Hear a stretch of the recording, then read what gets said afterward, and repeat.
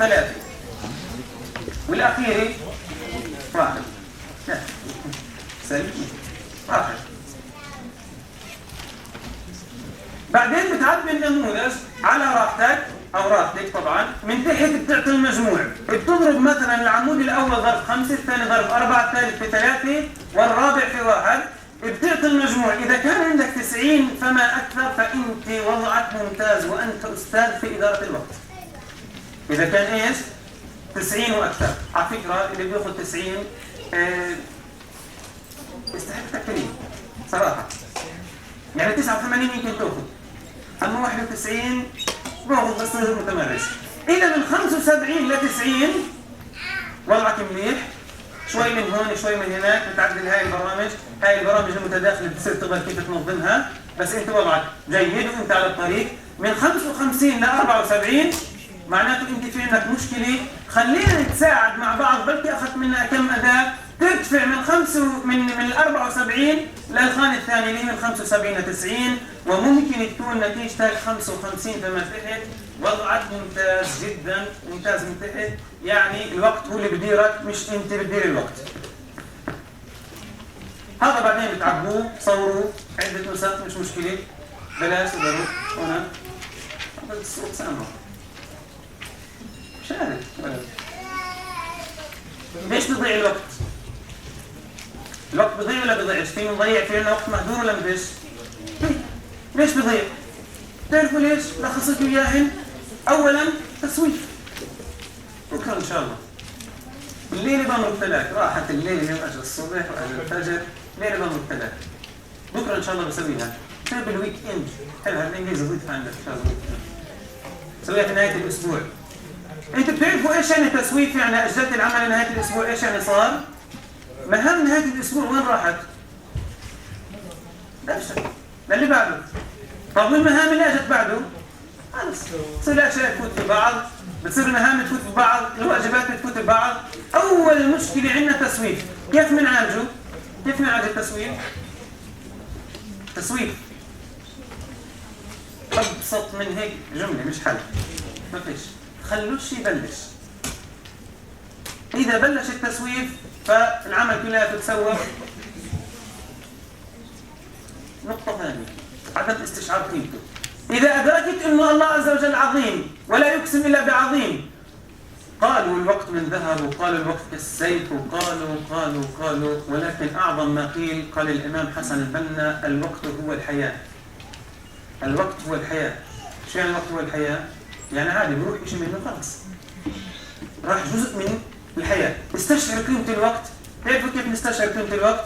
جبنا مثال مرة للإخوة بقضية إنه كيلة الحديد كيف بتسوى 40 شيكل، ولما نعملها منها سكاكين بتصير كيلة السكاكين سعرها كذا 100 شيكل، وإذا بنعمل منها حذوة حصان بتصير مبلغ ثاني، وإذا بنعمل من نفس كيلة الحديد زنبركات للساعة وأقواس، أقواس زنبركات صغيرة، قديش بتصير كيلة الحديد؟ بلاش 100,000 الشواطئ. فهيك هي نفس الساعة تبعتك، وأنت تشتغل الحمد لله عند ابن العرب سوبر ماركت تعطيك 12 شيكل على الساعة. ممتاز. شايف؟ ممكن طبعا تروح تشتغل واحد وضعه أحسن شوي، في ناس ضحكت أنا عرفت متصرف. إذا بتشتغل في محل ثاني ممكن يعطوك 21 ساعة، شوي صرت متمرس، صرت تاخذ 45 شيكل على الساعة، ما شاء الله وضعك ممتاز، بعدين صرت تاخذ $100 على الساعة، بعدين بتصير زي أنطوني روبنز، بصيروا يجوا عندك بالطيارة عشان يدعوك على المحاضرة، تاخذ بس هالكذا. فهيك أنت كل ساعتك تسوى كثير. إذا بتقول إنه ساعتك تسوى كثير شو بصير عندنا؟ بتصير تعرف إنه قيمتها ممنوع تضيع. إذا قيمة الساعة 20 شيكل يلا بالسلامة تروح. بس إذا قيمتها 40 لا شوي 40 قصة ال 40 وال 50 تفرقش مع حدا، سنجيها إن شاء الله في المصاريف. إذا كان عندك هدف وخطة شو يعني؟ عندك برامج. وإذا في عندك برامج في لها إيش؟ أوقات بداية وأوقات نهاية. وإذا في وقت بداية ووقت نهاية وأنت التزمت فيه، هذا الكلام الوضع الطبيعي إنك تدير وقتك بفاعلية، وإلا بتديرش البرنامج، وإذا ما بديرش البرنامج ما حققتش الهدف والخطة.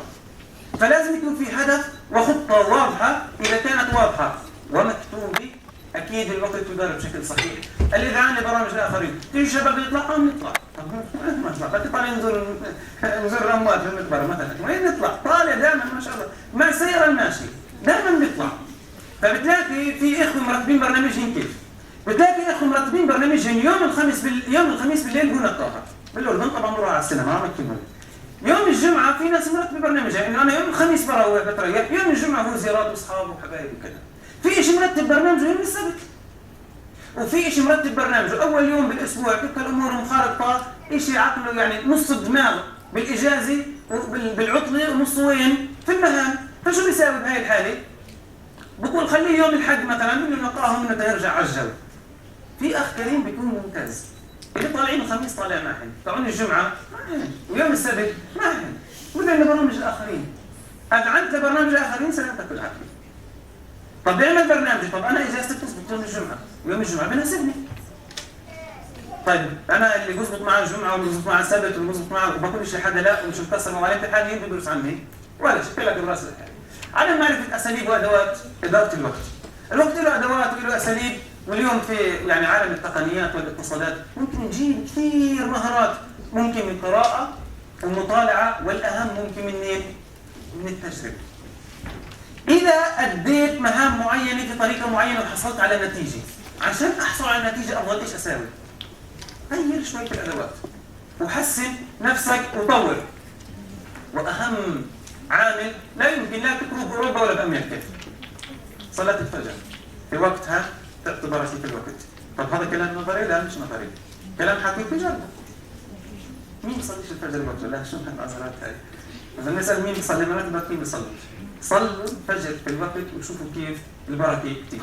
الواجبات مقسمة تجاه الله عز وجل، الفرائض والنوافل، وتجاه الشخص نفسه، وتجاه الآخرين. قد تكون في واجبات هي نفس الواجب، مثلا طلب العلم هو إرضاء الله ولا لا؟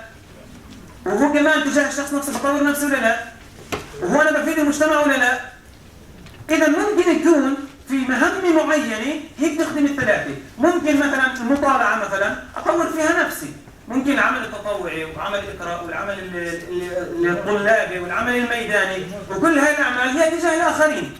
وطبعا في كمان واجبات تجاه، إذا عرفنا نقسم واجباتنا وين الأهم وين الأقل أهمية، إذا بنشوف حسب أنه جدول بتصير تعرف كيف تقسم وقتك بشكل صحيح. يعني إيش؟ بدك ترضي الكل. طبعا ما بصير تساوي مهمة تجاه الآخرين أو تجاه نفسك على حساب صلاة وقتها، بس بصير إنك تسويها مثلا على حساب قراءة جزء. بصير لأنه هاي قضية قراءة الجزء ممكن أأجل شوي. بتصير على مثلا كان في عندك مهمة، قد تتعارض مهمة يا جماعة مع نافلة. كيف يعني؟ أعطيك أبسط مثال، كان في مرة عندي محاضرات في النقب، 3 محاضرات ورا بعض، كل واحد ساعة ونص عن ترشيد الاستهلاك. الواحد ساعة ونص عن ترشيد الاستهلاك يوم خميس، وكان في برنامج عندنا أن أصوم. طب بصوم بروح منها، طب بس مش بسيارة، سيارة أطول شوي بيضة بسقطش. فشو بساوي؟ طب نصوم الخميس الجاي 2. فقد تتعارض، فكيف نقسم حسب الأولويات؟ واجبات الطالب الجامعي تختلف عن واجبات أي شخص ثاني، عن رب الأسرة وعن العامل وعن الموظف وعن ربط البيت. دراسة وتحضير، هاي واجبات بدك تأديها في وقتها. امتحانات، طبعا في شغلة الأعمار ما امتحانات، بس كيف؟ عمل طلابي لازم ياخذ جزء من الوقت.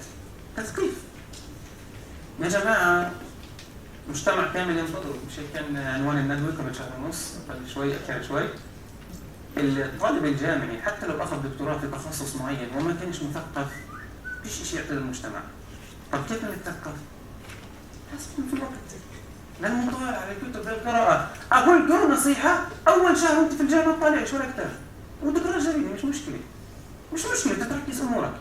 أما اشتغلت 4 سنين تقرأ ممتاز، علاماتك 95 فيش أحسن منهم، بس إيش؟ مشكلة فيهم. السلف في العلوم السياسية، مين رئيس وزراء هيك واحد قريب علينا يعني حوالينا، مش إنه انخدعوا من جداد يعني، خليفش. طب لهالدرجة؟ لهالدرجة. وتفوت على دولة، في دول يا جماعة في عندها أمية سياسية، وفي دول عندها أمية دينية. إحنا مش في عندنا أمية ثقافية. فخلي وقت وخصص وقت للثقافة، مش على حساب دراسة للامتحان. يعني بدرس امتحان ممتاز بين يديك وكتاب قيم وبدك تقعد تقرا فيه، والله هذا كتاب ممتاز، هذا ممتاز، في امتحان هسه. فهسه بدنا نفوت على الجدول، التدرب على مهارات لغة العصر، عمل إضافي، هي كلياتها واجبات الطالب الجامعي، بس انتبه انه في عندك اوقات مزدوجه، هنا تبدا الحلول. سفر، بس انه مجرد في على فكره طلاب بيجوا في القطار، وفي بيجوا بالباص، وفي بيجي بسياره مثلا. اثناء السفر في كثير مهمات تقدر تسويها، هذا اسمه الوقت المزدوج. هذا اسمه الوقت المزدوج. يعني ممكن ادمج ما بين التثقيف والسفر. كونها هاي درجه ثانيه وهاي درجه ثانيه، ممكن ادمج بيناتهم. اما انه مثلا رايح جاي بتخرج في مشاكل العالم السياسي، سوريا، لا الاردن، اياها على الطريق ان شاء الله، دور قطر، كذا، وفي الباص وانا رايح وانا جاي مع الطلاب مع صحبي، هذا وقت كثير بقول لك بدوخ مثلا وانا اقرا. بلاش سبح، استغفر، اعمل لك اي شيء، هو بدوخ ويقرا مع الالف ما بدوخش.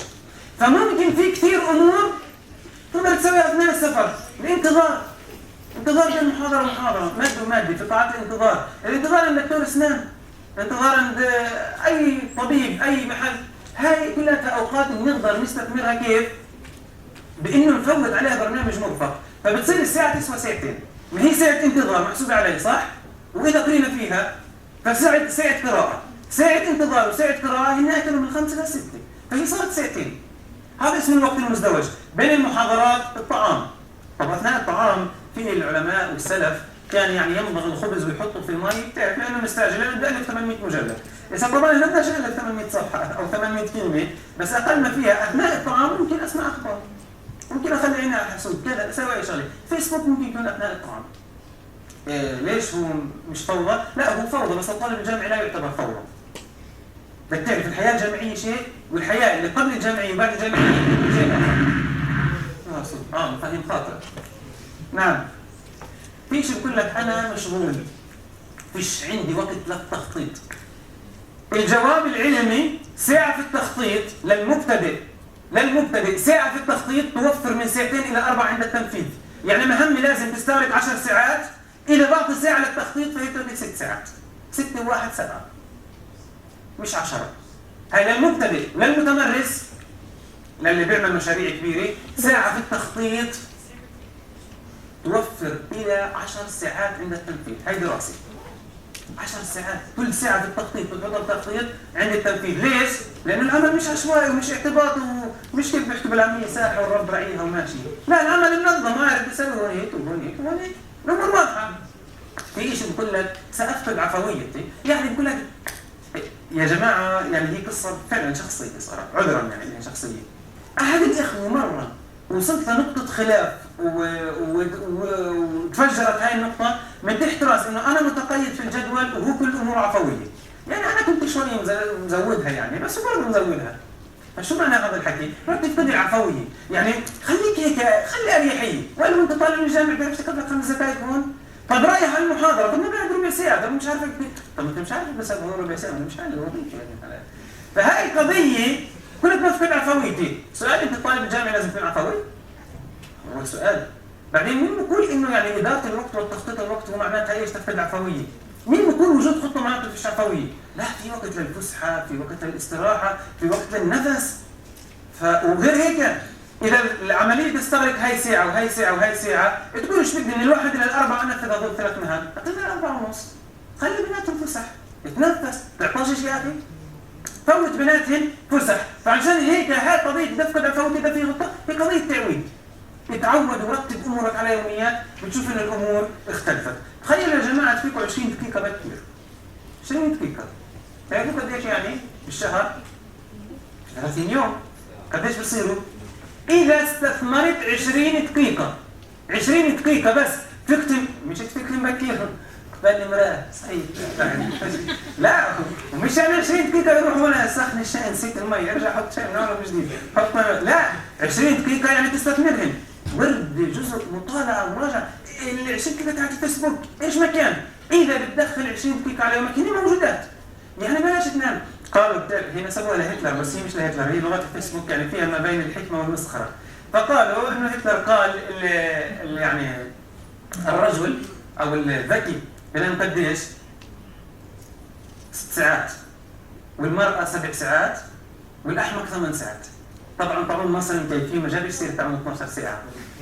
مش هذا قدر الموضوع. لا، 20 دقيقة يا جماعة، 20 دقيقة يعني بدل 8 ساعات 8 ساعات الا ثلث، 8 ساعات الا ربع، يعني مره 5 يعني مهمش يعني على الاخر. 10 ساعات بالشهر بتضيف عندك، 10 ساعات شو تقدر تسوي فيهم؟ ايش تقدر تسوي فيهم كطالب جامعي؟ قول لي سؤال عكسي، شو بتسويش فيهم ال10 ساعات؟ اعطوني 10 ساعات وشوف شو بسوي فيهم. والله كظهرين مكسوب علي شهر نوم مكسوب علي، ما النوم مش صحة. فإذا 10 ساعات للطالب الجامعي. تعرفوا انت تعرفوا قيمة ال10 ساعات قديش؟ مرة يا جماعة كنت اشتغل في محل، فزلمة جاي يشتري شغلة جايب معاه أمه فتيارة. أمه مرة كبيرة، فهو الزلمة قديش بفاصل على شغلات أقروت. فإمه الفتيارة هيك بتقول لي نزل شيكل. ما في شيكل، بنزل شيكل. بتقول لابنها اسمه الحكمة التختارية هاي. بتقول لابنها اللي هو زلمة في الأربعينات. قالت له يما من كذا لكذا، عشان ما تعرفوش هن من يا جماعة. قديش بالباص بدك؟ الجماعة بيستعملوا بس باص إيجل. قال لك إنه 5 شيكل، قالت له إن كان معك 4 بيطلعك الشوفير. قال له والله يما ما بيطلعني. قال له ليش إذا معي 4؟ قالت له الشيكل بيوديك وبيجي، بقرر إنك تروح ولا ما تروحش. شوف كيف فهمت إياها. فالقضية لما بتصير تشتغل مع القطار بيطلع الساعة 2، بيطلع الساعة 2 وأنت تصل على 2 ودقيقتين، طبعاً بتعرف قديش كنت ال10 ساعات، تعرف قديش ال10 ثواني. بتفرق كثير. تخيلوا يعني شوفير القطار بيستنى كل واحد، هذا مش معاه 50 راكب، أكثر من 60. تخيلوا إنه بيستنى كل واحد وبيشتغل بدولة عربية كمان، ضيفوا عليها. شو بيساوي؟ والله ما بيصل. هاي قضية، عشان هيك لازم نفوت على مصفوفة ايزنهاور. مصفوفة ايزنهاور المهام في منها هام وفي منها غير هام، وفي منها مستعجل وفي منها غير مستعجل. طيب المهام المهمة والمستعجلة، هي مهمة ومستعجلة، اجتهد قدر المستطاع انك ما تكونش هون، لانك دائما بتكون مضغوط. دائما بتكون مضغوط اذا فت على الهام والمستعجل.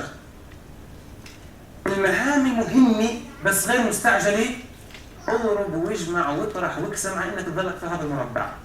هسه بعطيك امثله تطبيقيه مشان الصوره ان شاء الله تصل. ليش؟ لانه هون الجوده. معي وقت والايش مهمه مهمه وانا بنفس الوقت لا مش مستعجل. اذا مش مستعجل هناك بنحكي غير مستعجل، اذا بخلصها متكتكه مرتبه زي ما بكتب.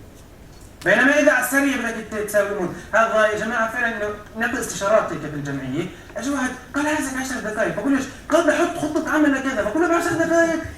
والله يا جماعه صارت. طب صفلت اصيح عليه اضربه عمل حالي ما سمعتش، بده 10 دقائق. وليش؟ قال لاني مجبور الليله اقدمها، والليله بدك تقدمها يا سلام، ما بدي ربع ساعه افهم عليك عن ايش بدك تكتب. عن ايش بتحكي؟ بده 10 دقائق يعمل خطه عمل. ظل الزلمه يسوف، اخونا الكريم ظل يسوف، انا متاكد كان معاه اكثر من جمعه. تسويف مش حكينا اول نقطه تسويف، تفوتها من المربع الغير مستعجل، هي مهمه هون، فوتها هون. كاتب ضغط وبده جمعيه تشتغل، يا عم انت بتشتغل بالخدمات، ما بشتغل بالخدمات الا وانا رامض اعطيك ب 10 دقائق تبدا خطه عمل، ما شاء الله عليك. في مهام غير مهمه بس مستعجله، لازم تخلصها على الوقت بس هي غير مهمه، زي ايش؟ اعطوني مثال. التلفون ممكن يكون مهم ممكن غير مهم، مش حالة عامة، أما هو في غالب الأحيان ممكن. حضور فيلم مثلا، حضور فيلم بفوت بالمربع الأحمر، إنه غير مستعجل وغير مهم. إسا بلش وهذا، لا بعدوه بكرة على 2. الكلام مثلا إذا في نشرة معينة برنامج معين أو حتى فيلم إسا بدون عرض وفيلم يعني إسا وقت مناسب أحضر، بس بكره الساعه 2 مثلا وقت مش مناسب، ففعلا ممكن يكون هنا ابسط شغله. يعني اعطيكم شيء اهم من هيك، دفع وصل بالبريد. هو عبوا انه مستعجل لازم اليوم تدفع، من غير هيك بكره بيجيك تقص الموضوع، بيجيك الضعف. بس هو بنفس الوقت غير مهم انك تدفع رخصه، لا هو مش من هذا المنظور غير مهم، من منظور انك بتقدر تفوض. فلان رايح على البريد، شاب صف 8 بصف 7 بيقدر يدفع الورقه. بتصير ولا بتصيرش يا جماعه؟ بتصير ونص. انا بتصير احرج شويه.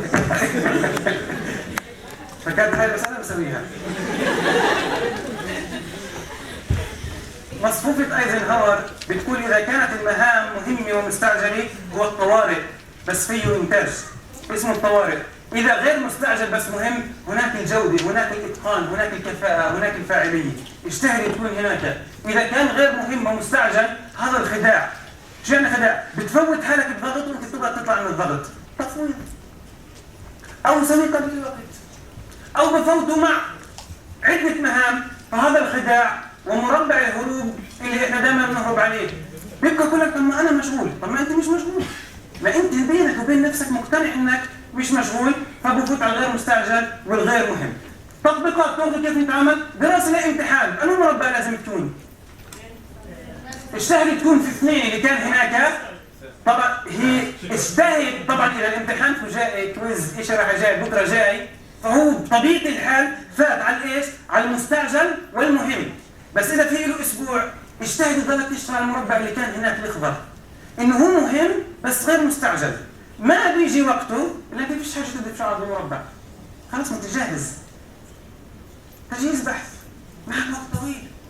ما شفتش واحد بجهز بحث ب10 دقائق مثلا، أو بفوت يعني بدوق بدور على كلمة بيعمل بحث. لا بده وقت ما نفس. بس قد يكون لازم تحضر بحث عشان هذا البحث لك تقرير ولازم يتسلم بعد 3 أيام. طبيعة الحال هو فات على المربع الأول. مثلا طبيخ تطبخوا تصير تطبخوا طبعا يعني تصير تطبخوا مثلا فوز لون الليله فيه بكره وكذا، اما بالاخر بتصير ان شاء الله مطبخين. فهي قضيه الطبيخ قد يكون مهم وقد يكون غير مهم، وقد يكون مستعجل وقد يكون غير مستعجل. مين اللي بيعرف بهذا الوقت ايش قصه الطبيخ؟ هو مهم ولا مش مهم؟ انت برنامجك ظروفك. اليوم مثلا عندي اخر يوم وبنام مخرمين هنا في المسكن وفيش علي شيء كذا وكذا وكذا، فانا بعرف. والفيسبوك قلنا لك اداره صفحه فعاليه دعويه كذا، حتى لو صفحه دعويه مش لحالك انا بقول لك صفحه دعويه.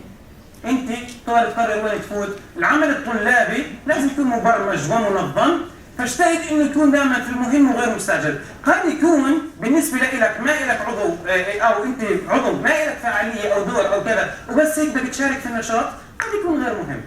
بس إذا كان العمل الطلابي مهم، على فكرة الدراسات والتقارير تشير إنه الطلاب الفاعلين في العمل الطلابي هن إيش؟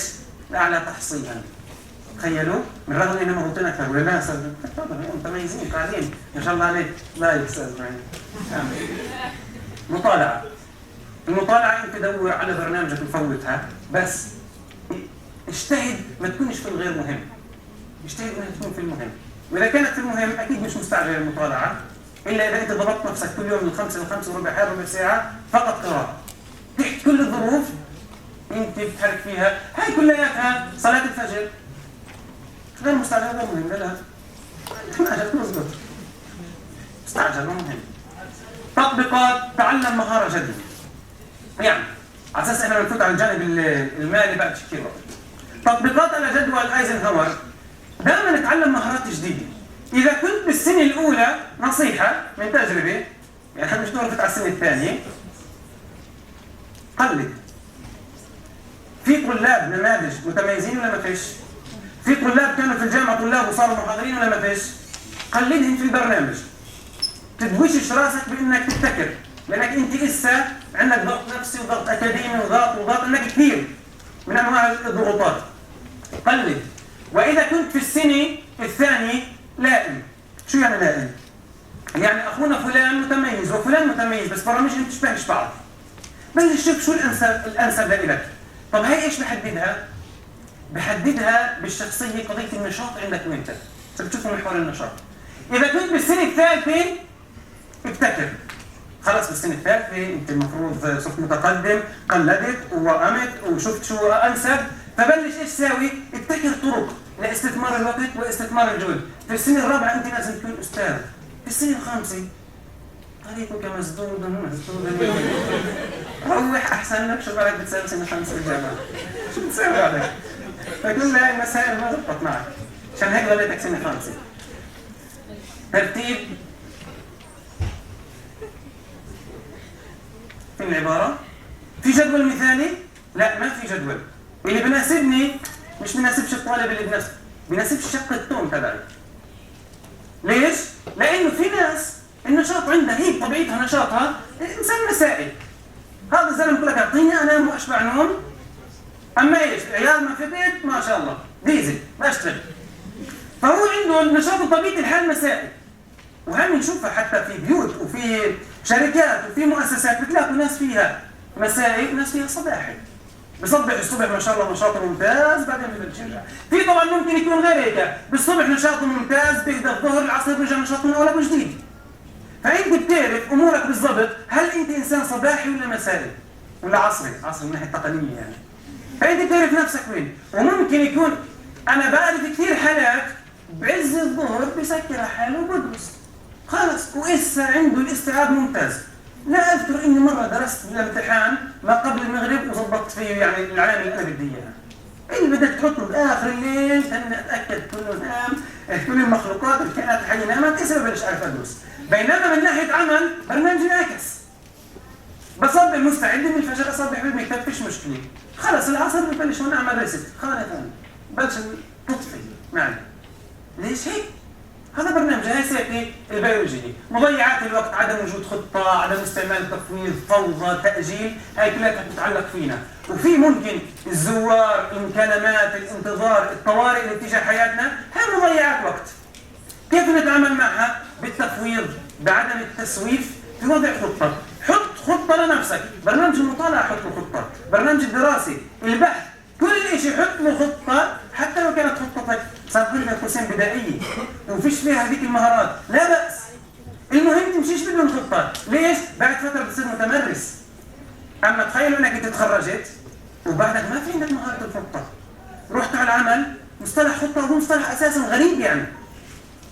فشو اللي بصير عندك؟ بصير عندك أمورك بدها وقت كثير تتركز وتثبت. من شان هيك بلش حط الأشياء يمكن نسميها تافهة، لا بأس. بلش حط لها خطة كيف بخلصها.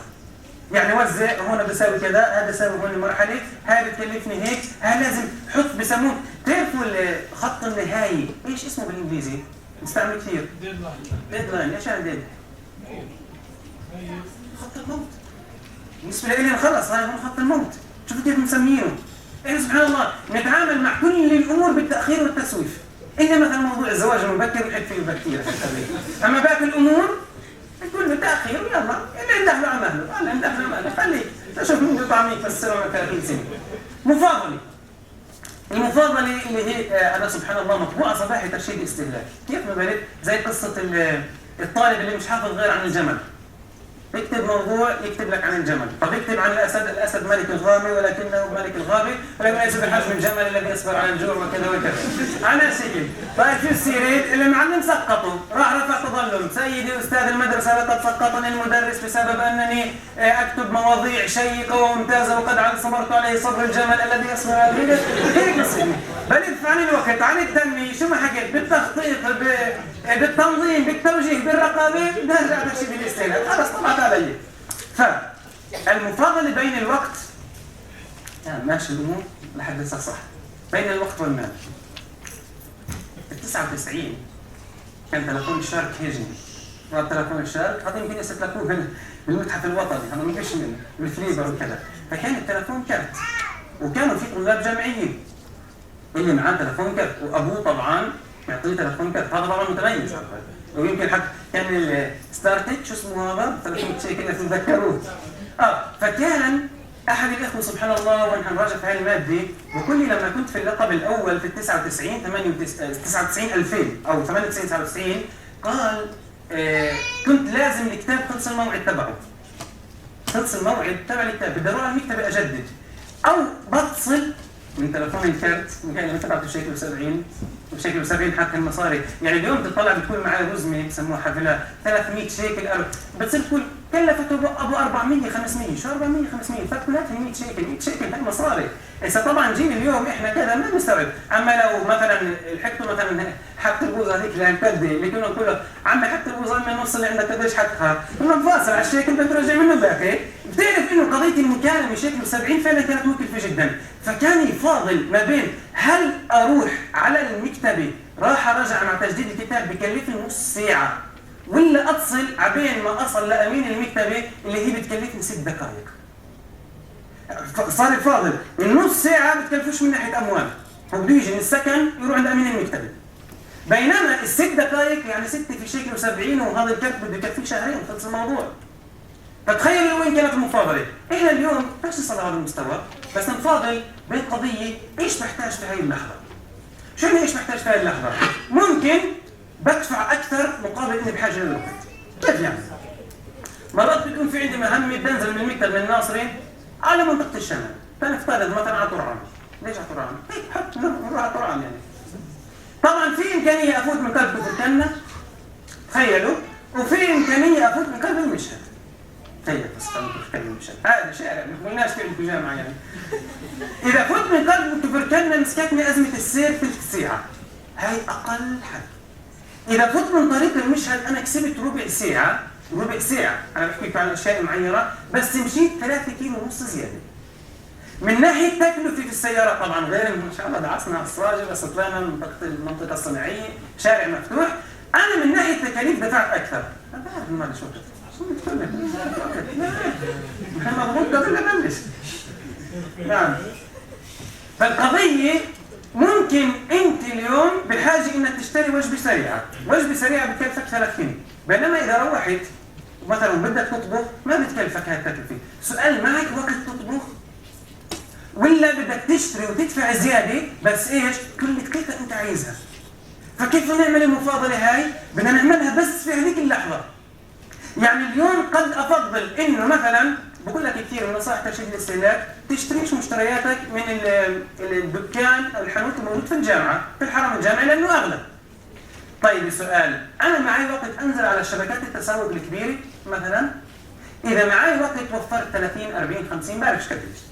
اذا معيش وقت وشريت من هون، فقضيه المفاضله ما بين الوقت والتكاليف هي اعقد عمليه يقوم فيها الطالب الجامعي، الا اذا كان وضعه مبيش واموره مرتبه مش عارفه معاه. هو وقت في معاه، خير في معاه وقت في معاه مصاري. هاي طبعا حالات الحمد لله متميزه جدا، ما توقعش بالسنه الثانيه تكون حلوين. طيب ممكن ببذر شوي وقت بس ايش؟ اهدر يعني وقت مع توفير في النقود، وقتي لسه بسمح، فيش امتحانات، فيش ابحاث، اموري مرتبه. مش مهم بروح مسافه زياده، يعني مش مسافه زياده، بروح وقت زياده مشان احصل سعر احسن وقد اصل الى النقطه المثاليه. الاوبتيمال بوينت اللي هي النقطه المثاليه لا تكون عند درجه 100. طرحناها كثير حتى في كل المحاضرات نطرحها، انه اسهل مثال هذا يعني انك تجيب مين احسن تجيب في الامتحان 100 ولا 80؟ الوضع الطبيعي 100، بس اذا في عندي 3 امتحانات وزعت الوقت تبعي، واحد جبت فيه 80 واحد 86 واحد 78، وبينما بالحال الثاني حطيت جهد في امتحان واحد جبت فيه 100 والله واحد 56 وواحد 62، مين صارت احسن هو 100 ولا 80؟ برضه لا 80 احسن. فكيف القضيه؟ توزيع.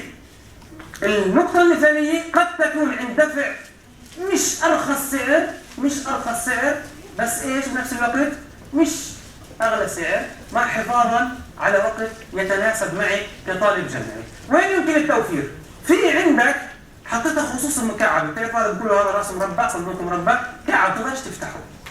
القسط الجامعي واجره المسكن هذا الموجود، هذا بدك تدفعه ولا تروح عند كل حالتي. طبعا تاخذ تخفيضات على قسائم الرواتب اللي بسموها تلوشات بين قوسين، تاخذ تخفيضات، بس القسط الجامعي هو قسط ما فيه منفصل. كل بتعرفوا شو يا عمي؟ انا انزل مثلا 4 كورسات، واحد منهم مثلا شو اعرف 5 كورسات 6، واحد منهم انجليزي، كلهم بتعرفوا يا عمي انت بدل ما تاخذ مني عن الانجليزي مثلا بكلفني بعرفش كيف قديش الحسابات مثلا 3 نقاط كورس انجليزي قديش بيطلع مكلف بالاخر؟ 750. انت اول شهر درست الاسعار ما شاء الله. نعم 750 مثلا، كلهم مثلا بفوت على المحاضره كلمه بعرفها خصموها. بدفع 600 ما بظبطش. فقضينا فيها مسايره. اما المصروفات المتغيره حطيناها بشكل دائري لانه الملابس فيها مفاصله ولا فيش فيها مفاصله؟ فيها. بتسمع اخر دعايه طبعا اللي بضلها ترند اسا، قال لما بلبس ماركتينج ويست بحس حالي اسد. يا سلام، شو الاسد؟ هو الاسد مش انسان، يعني بتعرف شو يعني مش انسان؟ يعني لما بلبس بولو بحس حالي حصان؟ اهم شيء تلبس الشلاب عشان تحس حالك مسكين. هاي قضيه ماركات، قيمتك في تحصيلك، في اخلاقك، في جهدك، في انتمائك. هيك قيمتك انت كطالب جامعي، قيمتك ولا تفكر. طبعا لسه بتعرفوا الفصل الاول ما شاء الله 3 ساعات قبال المرايه، بصير يلبس البلوستين مع بعض ويحطوا له واحد لاكوست كده يكون عندك ثنتين مثلا. كل هالمسائل بعدين بتكتشف سامحوني انها كانت كلها حركات كانت غنى عنها، ايش اسميها؟ الكلمه ثانيه. نصائح عامة للتوفير، لا ممكن احنا نعرج هون على قضية كتب وقرطاسية، الهاتف الخلوي والرزم اللي قاعدين تاخذوها بتوفروا فيها. نصائح عامة، حملات والعروض، اشتري الأنسب وليس الأرخص. ليش؟ ما هو يعني إذا أنا بستعمل البلوك هذا الدفتر تبع الرياضيات وأنا رايح أجيب ست العربي راح أكتب عليه، لقيته أرخص بشريته، يعني هيك أحسن؟ مش فاهم، إيش نيته؟ مع إنه هو أرخص. فهي ناحية، وناحية ثانية مش بالضرورة الأرخص، يعني ممكن يكون الأنسب بخدمك 3 سنين من هون للتخرج. أما شو مع اللي شفناه أرخص؟ كل فصل بدنا نجيب واحد، بالنهاية شو بيطلع عليه؟ أغلى. فدائما طبعا هي أنت اليوم يعني صار كنت طالب جامعي مش ثانوي ولا عامل بسيط ولا كذا، واللي قسم منه اشتغل أو صار سن يعني متقدمة أكثر من سنة أولى، مارس هاي الأمور على الحياة يعني وشافها. وشاف يعني عملية الانتقاء وعملية الحسابات وبيعرف يحسب، بيعرف انه لما تفوت على مجمع تجاري بيكتبوا له 30 زائد 40% مش معناها بيطلع له 70%. بيعرف هاي الحسابات، ليش؟ لأنه قاسها على مستوى الحياة وجربها. رزمة الخلوي لا تتساهل مع تفاصيلها، اتصل فيه حاطط لها امتنان عمر. شو يعني امتنان ولا الموسيقى ولا حاطط له مشهودي ولا سامي يوسف مش مشكلة. هذا المشكلة اللي انت بدك تتصل فيه بتقول له في حال سيارة سيارة تبوت وحط لك رجع صوت. وبيعرف أغاني. شو بقول لك في الراديو؟ لكي يستمتع أصدقائك حين الاتصال بك. يستمتع صح حسابك إيش؟ ما يستمتع حالك. فاهم أنا يعني؟ لا نحن نستمتع ولا نستمتعش، ما يتصلش فيي ما يستمتعش. يفتح الكمبيوتر. شوفوا كيف الدعايات تيجي تخاطب الرغبات. نعم. خلصنا حاجة. تطور الأجهزة ليس له حدود. تطور الأجهزة ليس له حدود. ايش؟ قال تلفون 8 ميجا بكسل، ممتاز. بالنسبه للكاميرا هاي كم ميجا بكسل؟ انا تحت 8 بتصورش. لا نعم، بقول لك تطور الاجهزه 8 ميجا بكسل، بعدين بيعمل ايش؟ تحسين، بروح بجيب جهاز ثاني، ليش يا اخي جهاز ثاني؟ اما مو هذا مثلا 9 ميجا بكسل او الذاكره، طب ما تجيب لك كاميرا 14 ميجا بكسل بالدار. لا ايفون كلام تفهم. فقضية بدك تضل تنتظر الأجهزة، أنا مش بدي أشتري آيفون ولا جالاكسي ولا أي شيء، بس نفس الآيفون بلاك بيري وآيباد وحاسوب نقال وحاسوب ثابت في السكن وخلاص، وحاسوب شو السير؟ ليش الأجهزة هاي كلها؟ اعرف حاجتك، قيمتك بتحصيلك وإنجازك، مش بحس حالي أسد. أنا هنا إن شاء الله تذكرة الحافلة في كل فصل يناسبك شيء معين. شو يعني؟ تذكرة الحافلة مش بالضرورة هذا الفصل يعني الفصل الجاي هي نفسها، يعني في تذكرة حافلة بتاخذ مثلا راحة رجعة، في تذكرة حافلة أسبوعية، في شهرية، كل واحدة لها حساباتها وخصصت لمين؟ لواحد عنده برنامج معين. اليوم هذا الفصل عندي مكثف او انا رايح جاي كل يوم باخذ الشهرية والأسبوعية، الفصل اللي بعده مثلا انا في سكن قريب على الجامعة بهمني اخذ هذا التبع اللي بسموه القرطة، بعرف ايش بالمصطلح المقابل لها، فكل مرة تذكرة الحافل تختلف. المنح الجامعية ليست للطلاب الابتدائية على فكرة ولا للروضة، طلاب الجامعة دور عليها بطاقة الائتمان، قد تكون نعمة إذا أنت بتديرها بشكل صح وبتتصرف فيها بعقلانية وعارف شو في بجيبتك، وقد تكون طالع تضحك على الصحافة ولا تضحك على الكارت، في ناس نسميها صحافة، مظبوطش. إذا شايف حالك إنه نفسيا تستعملهاش، في النهاية حساب البنك للطالب الجامعي امتياز، البطاقة الجامعية، أعمال تطوعية بس أنت ما تكونش الخدمة المدنية، في لا بتعطيك تخفيضات معينة، أعمال مستقلة بس مش في السنة الأولى تبلش فيها، أعمال طباعة وترجمة وفنون معينة تقدر تمارسها، بس انتبه مش في السنة الأولى أو مش في الفصل الأول. وفي النهاية منح وتخفيضات، لا تغفل عن 3 نصائح خذوها من أخ: الادخار رغم كل الظروف، العمل بوظيفة جزئية، مبدئيا أنت كطالب لا تسقط شخصيتك أكثر من الجامعة كمان، اكتسب المهارة التوفيق ما بين الالتزامات والمصروفات، ولا تنسى 3: أنا التزمت بالوقت، تأخذوش مني ولا ثانية، الوقت أغلى ما أملك، لا تنسى 3: الإخلاص لا يشترى، والتواضع لا يباع، والوقت لا يقدر بثمن.